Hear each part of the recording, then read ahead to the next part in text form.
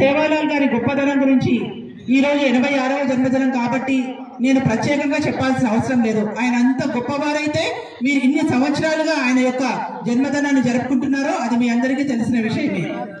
మీ అందరూ గిరిజన సోదరులందరూ కూడా మీ అందరికీ ఈ సభాముఖంగా మాట ఇస్తా ఉన్నాను. మీరు చెప్పిన విధంగా సార్ మొట్టమొదటిసారిగా ఎమ్మెల్యే అయిన తర్వాత మీకు 25 లక్షల రూపాయలు అంటే గుడి కట్టుకోవడానికి చెక్ ఇచ్చారని చెప్పారు. అలాగే ఆ రోజే సార్ మిమ్మల్ని ఇక్కడ భూమి పూజ చేసుకోమని చెప్పుంటే మీరు ఈ పార్టీకి సగం గోడలు లేకుంటే ఈ రోజు మీరందరూ కూడా ఈ రకంగా మమ్మల్ని అభ్యర్థించాల్సిన అవసరం వచ్చిండేది కాదు. కాబట్టి మనకు సమయం ఎప్పుడు మళ్ళీ రాదు. కాబట్టి ఎప్పుడు వచ్చిన అవకాశాన్ని అప్పుడే మనం ఉపయోగించుకొని ఉంటే ఈ రోజు మనకి సగం గుడి అయిపోయి ఉండేది. ఖచ్చితంగా సారు మిమ్మల్ని ఇక్కడ పూజ చేసుకోండి, నా వంతుగా నేను ఇక్కడ స్థలం మీకు ఏర్పాటు చేసిన అన్నారు.